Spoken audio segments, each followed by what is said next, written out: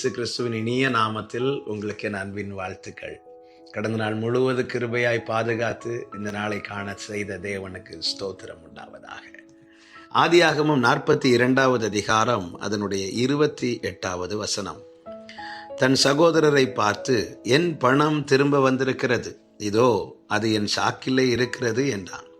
அப்பொழுது அவர்களுடைய இருதயம் சோர்ந்து போய் அவர்கள் பயந்து ஒருவரை ஒருவர் பார்த்து, தேவன் நமக்கு இப்படி செய்தது என்ன என்றார்கள். கர்த்தருடைய பரிசுத்த நாமத்திற்கு மகிமை உண்டாவதாக. தானியம் வாங்கும்படிக்கு யாக்கோபு தன் குமாரரில் 10 பேரை எகிப்துக்கு அனுப்புகிறான். அங்கே யோசேப்பு அதிபதியாக இருக்கிறான். யோசேப்பு தன்னுடைய சகோதரன் தான் இருக்கிறான் என்பது மற்றவர்களுக்கு அறியாதிருந்தது. சற்று கடினமாய் யோசேப்பு அவர்களை நடத்துகிறான். அவர்கள் தாங்கள் செய்த பிழைகளை உணர்ந்தவர்களாய் ஒருவரை ஒருவர் பார்த்து பேசி புலம்புகிறார்கள். அதன் பிறகு அவர்களை யோசேப்பு அனுப்பிவிடும் போது சிமியோனை பிடித்து கட்டி வைக்கிறான் அவர்கள் கண்களுக்கு முன்பதாக. அதே நேரத்தில் அவர்கள் கண்களுக்கு பின்பதாக இன்னொரு காரியத்தை செய்கிறார்.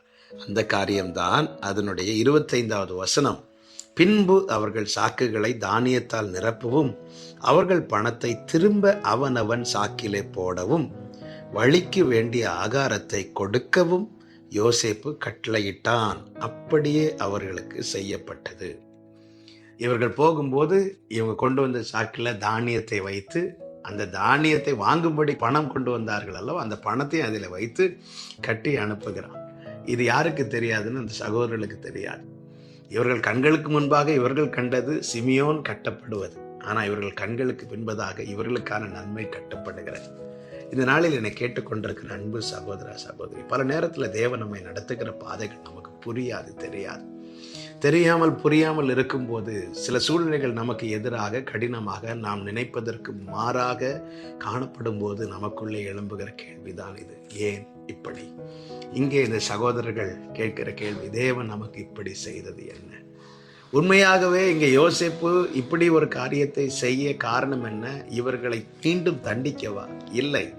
இவர்கள் மீண்டும் 2 வருடம் கழித்து யோசேப்பை பார்க்க வரும்போது அங்கே இந்த காரியத்தை இவர்கள் தெரியப்படுத்துகிறார்கள். இப்படி எங்கள் சாக்கிலே அவங்க கொண்டு வந்த பணம் இருந்தது என்று. அப்படி தெரியப்படுத்தும் போது கொடுக்கப்பட்ட பதில் என்ன தெரியுமா? 43வது அதிகாரம் அதனுடைய 23வது வசனத்தில், அதற்கு அவன், உங்களுக்கு சமாதானம், பயப்பட வேண்டாம், உங்கள் தேவனும் உங்கள் தகப்பனுடைய தேவனுமாய் இருக்கிறவர் உங்கள் சாக்குகளில் அதை உங்களுக்கு புதையலாக கட்டளையிட்டார் என்று சொல்லப்பட்டது. என கேட்டுக்கொண்டிருக்கிற அன்பு சகோதர சகோதரி, தேவன் நடத்துகிற பாதை புரியாததினால நாம் புலம்புகிறோம். உண்மையிலே அது நமக்கான புதையல் என்பதை நாம் அறியாதிருக்கிறோம். அவரிடத்திலே அன்பு கூறுகிறவர்களுக்கு, அவருக்கு காத்திருக்கிறவர்களுக்கு அவர் உண்டு பண்ணி வைத்தவர்களை ஒரு கண்ணும் காணவில்லை. ஆண்டவர் எனக்கு இப்படி செய்தது என்ன என்று எதை குறித்து புலம்பினார்களோ அதுவே அவர்களுக்கு புதையலாய் மாறினது. பார்த்தீர்களா? இதுதான் தேவனுடைய செயலும். அறியாததுனால புலம்புகிறோம். அறிந்தவன் சொல்லுகிறான், மரண இருளின் பள்ளத்தாக்கில் நடந்தாலும் அறிந்ததுனால தாவீது சொல்லுகிறார், அவர் என்னை நீதியின் பாதையில் நடத்துகிறார். அதன் அர்த்தம் என்ன? என்னை எப்படி நடத்தணுமோ அப்படிதான் நடத்தினார். இது எனக்கான பாதை. நீங்கள் எந்தெந்த காரியத்தை குறித்து புலம்பி கொண்டிருக்கிறீர்களோ அதை புதையலாய் மாற்ற கர்த்தருடைய கட்டளை உங்களுக்காய் வெளிப்படும். கர்த்தர் நல்லவர், நம்மை கிரயம் கொடுத்து வாங்கியிருக்கிறார், அவருக்கு சொந்தமாக்கி இருக்கிறார். இதை மறந்து விடாதிருங்கள். அவர் நம்மை நடத்துகிறார், ஒரு நாள் ஏமாற்ற மாட்டார். ஒரு யோசேப்பு தன் சகோதரர்களுக்கு செய்தது நாளைக்கு இது இவர்களுக்கு புதையலாய் இருக்க வேண்டும், காணப்பட வேண்டும் என்பதற்காக இருக்குமானால், பரலோக தகப்பன் நல்ல தேவன், நம் ஆண்டவராக இயேசு கிறிஸ்து நம்மை தம்முடைய சொந்தமாக்கினவர். உயிர் தழுந்த பிறகு மகதலேனா மரியாளிடத்துல சொல்லுகிறார், நீ போய் என் சகோதரர்களிடத்துல போய் சொல்லு என்று சொல்லி அந்த உறவுக்குள்ளே கொண்டு வருகிறவர் நமக்கு தீமை செய்வாரோ, நம்மை புலம்ப விட்டு வேடிக்கை பார்ப்பாரோ? நிச்சயமா இல்லை. கர்த்தர் நடத்துகிற பாதைக்காய் ஸ்தோத்திரம் செலுத்துங்கள். இது புலம்பல் அல்ல, இது புதையல். கர்த்தர் உங்களை ஆசீர்வதிப்பாராக. நல்ல தகப்பனை, இரக்கமுள்ள பிதாவே, எங்களுக்கான பொக்கிஷத்தை எங்களை நடத்தும் பாதையில் நீங்க வச்சிருக்கிறீங்கப்பா.